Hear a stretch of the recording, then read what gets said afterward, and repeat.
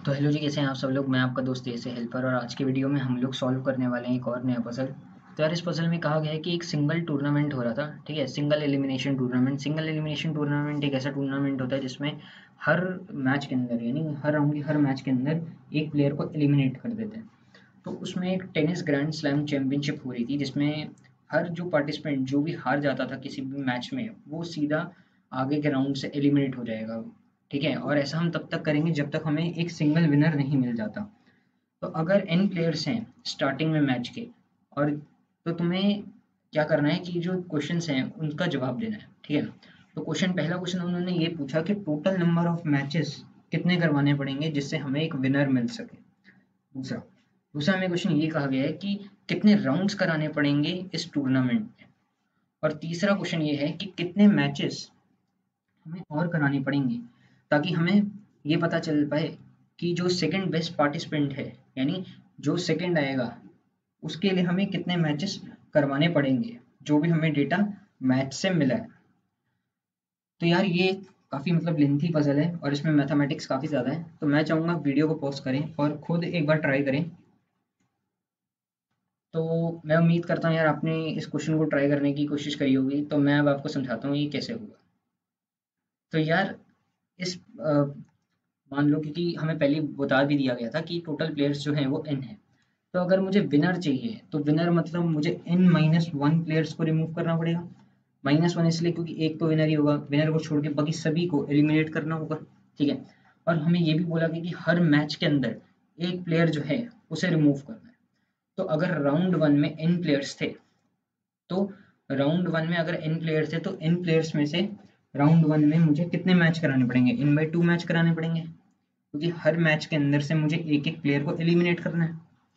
ऐसे ही round to है, round to के अंदर कितने हो जाएंगे, क्योंकि राउंड वन में n/2 मैच हो गए थे, ठीक है। और राउंड टू में कितने होंगे, n/4 मैच, क्योंकि मुझे एलिमिनेट कराना है हर मैच के अंदर एक एक सिंगल प्लेयर को, ठीक है। तो इसी तरीके से ना यार जो राउंड्स हैं वो बढ़ते जाएंगे जब तक सिर्फ एक मैच नहीं बच जाता, ठीक है। सिर्फ एक मैच बचेगा ना तभी होगा, क्योंकि हर राउंड में मेरे पास अलग अलग मैच होते जा रहे हैं। तो मुझे क्या होगा, लास्ट में मैं तभी रुकूंगा ना जब किसी राउंड में सिर्फ एक मैच बच जाए, क्योंकि उसी मैच के अंदर जो फाइनल राउंड होगा उसका एक जो मैच बचेगा उसी में मुझे विनर मिल पाएगा। तो मैंने क्या देखा, टोटल नंबर ऑफ मैचेस में कैसे निकालूंगा। टोटल नंबर ऑफ मैचेस में निकालूंगा इन सभी राउंड्स के मैचेस जितने भी हुए हैं उनका समेशन करके, ठीक है। उनका सम करके तो मैंने ये देखा, जब मैं सम कर रहा हूँ तो ये एक जीपी सीरीज बन रही है। जीपी सीरीज मतलब आपको पता ही होगा, ज्योमेट्रिक प्रोग्रेशन होता है। तो ज्योमेट्रिक प्रोग्रेशन सीरीज बन रही थी, तो मैंने जब ये देखा तो इसमें क्या हुआ कि मैंने देखा ये सीरीज बन रही है, तो सीरीज में मैंने देखा कि ए यानी इनिशियली कितने मैचेस हो रहे हैं, इनिशियली हो रहे थे n/2, ठीक है। और जो आर था वो क्या था, 1/2। एक्चुअली में ये फॉर्मूला होता है जीपी सीरीज का, समेशन का। तो इसके अंदर मुझे वैल्यूज चाहिए होते हैं, तो मुझे ए वैल्यू चाहिए थी जो कि थी n/2, जो कि इनिशियल होता है, यानी कि तुम जहाँ से स्टार्टिंग कर रहे हो, ठीक है। आर होता है, तुम एक तरीके से मान लो ये रेशो है, तुम इसे रेशो कह सकते हो। रेशो है यार 1/2 का, क्योंकि हम डिवाइड करते जा रहे हैं। तुम देख रहे हो कि हर बार 2 की पावर से डिवाइड होता जा रहा है, ध्यान से देखो। 2 की पावर 1, 2 की पावर 2, 2 की पावर 3, तो ये चलता जा रहा है, ठीक है। तो अब यहाँ पे क्या था कि मैंने देखा कि जब ये जो जीपी सीरीज थी इसके अंदर सब कुछ पुट करा, यानी ए और आर को पुट करा, तो मेरे पास ये बना। ये मैंने हैंड रिटन लिखा है यार, समझने की कोशिश करना थोड़ी। तो ए था n/2 और ब्रैकेट के अंदर था 1 - आर क्या था 1/2, तो मैंने आर की जगह 1/2 लिख दिया। और नीचे भी था यार 1 - आर, तो यहाँ 1 - 1/2 लिख दिया, जो कि 1/2 क्या है, आर। फिर मैंने इसे सॉल्व किया, मैंने इसको सॉल्व किया नीचे डिनोमिनेटर को, तो मुझे 1/2 मिला।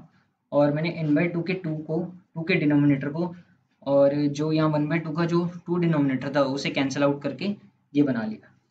अब यहाँ प्रॉब्लम क्या थी यार, यहाँ प्रॉब्लम ये थी कि मुझे स्मॉल एन नहीं पता था, यानी आर जो रेशो था उसकी पावर स्मॉल एन थी, मुझे स्मॉल एन नहीं पता था, तो मुझे स्मॉल एन निकालना था। तो मैंने देखा कि जो समेशन की सीरीज है ये तभी खत्म हो रही है जब हमें लास्ट में एक मैच मिल रहा है, और कब खत्म हो रही है, जब 2 की पावर n हो जाए, यानी n/2 स्मॉल एन। तो मैं इस 2 स्मॉल एन को इधर ले गया।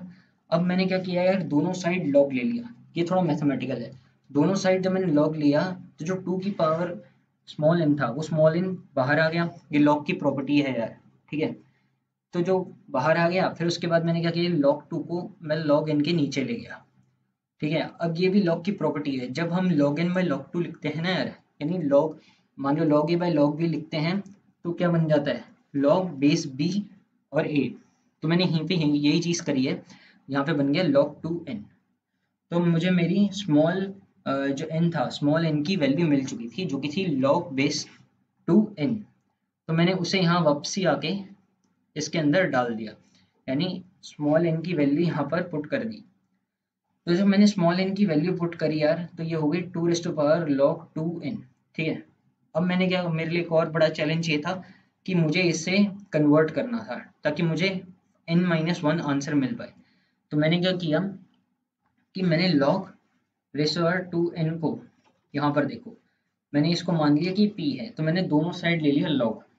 जब मैं दोनों साइड log ले लिया ना मैंने यार, तो मुझे क्या पता चला कि जो यहाँ पे log, देखो यहाँ यहाँ भी log लिया था, यहाँ भी log लिया, log के अंदर ये चला गया। और जब मैं इसको सॉल्व करता हूँ ना यार, तो log का जो इसका आंसर आता है अंदर जो है, इसका आंसर आता है n, ठीक है। और यहाँ पे log n आ गया, log p equal to log n है, तो मैं जब log को हटा दूंगा तो ये होगा p इक्वल टू n, यानी मेरा आंसर आ गया n, ठीक है। मैंने p क्या लिया था, 2 log n, और अब मेरा p क्या बन चुका है n। तो अब मैं यहाँ पे क्या करूँगा, 2 log बेस 2n को चेंज कर दूंगा n से, तो ये बन गया 1-1/n। अब मैं जैसे चेंज कर रहा हूँ ना यार, ये देखो, तो मैंने क्या किया, न्यूमरेटर को ऊपर ले आया, n-1 हो गया, और डिनोमिनेटर में जो n था उसे कैपिटल N के साथ जो ऊपर n था उससे कट कर दिया, तो मेरा आंसर आ गया n-1। यानी मुझे पहले क्वेश्चन का आंसर मिल गया, जो कि था कि n-1 मैचेस करवाने पड़ेंगे विनर को ढूंढने के लिए। दूसरा क्वेश्चन यार, उसमें ये बोला गया था, इसमें ये बोला गया था कि आपको ये जानना है कितने राउंड होंगे हर मैच के अंदर, ठीक है। तो राउंड यार एक कुछ ऐसा था कि राउंड में मुझे ये बताना था कि राउंड कितने होंगे यार, n-1 मैच हो रहे हैं, ठीक है। तो यानी कि n-1 मैच हो रहे हैं, तो टोटल कितने राउंड हो जाएंगे, सिर्फ लास्ट वाला राउंड छोड़ना होगा, ठीक है। लास्ट वाले राउंड को छोड़ दूंगा, तो बाकी जितने भी राउंड होंगे उतने मुझे, मेरा जो विनर है वो जो भी विनर है वो लास्ट तक पहुंचेगा, ठीक है। क्योंकि जो विनर होगा ना यार, वो सारे के सारे मैचेस खेलेगा, हमें ये तो पता है, तभी हमें लास्ट में विनर मिलेगा। तो जो हमारा जो सेकंड बेस्ट पार्टिसिपेंट है, जो कि तीसरा क्वेश्चन था, हमें हमारा सेकंड बेस्ट पार्टिसिपेंट जो है वो मिल जाएगा यार सी log n-1 में, क्योंकि मुझे पता है n-1 में तो मुझे मैचेस कराने पड़े, ठीक है। अब मैंने सी log n क्यों कहा, हो सकता है यार, क्योंकि तुम देखो यहाँ पे जो n है वो हर बार 2 की पावर से डिवाइड हो रहा है, ठीक है। लेकिन मान लो कोई अगर ऐसा नंबर आ गया जो कि 2 से डिवाइड ही नहीं हो रहा है, 2 की पावर से डिवाइड नहीं हो रहा, तो उस केस में यार हमें क्या करना पड़ेगा, हमें डिवाइड करना पड़ेगा, हमें मतलब जब डिवाइड करने पे जो सील वैल्यू आ रही है, यानी कम से कम जो वैल्यू आ रही होगी, जो मतलब मान लो पॉइंट हटाकर जितनी भी मतलब कम से कम वैल्यू आ रही होगी, हमें वो लेना होगा और उसमें से -1 करना होगा, क्योंकि फाइनल मैच के अंदर तो हमें मिल ही जाएगा यार विनर, ठीक है। तो यार इसका आंसर बस इतना ही था, और इस पजल में बस इतना ही था। तो मैं आपका दोस्त ऐसे हेल्पर, मिलता हूँ आपसे अगले वीडियो में एक नए पजल के साथ।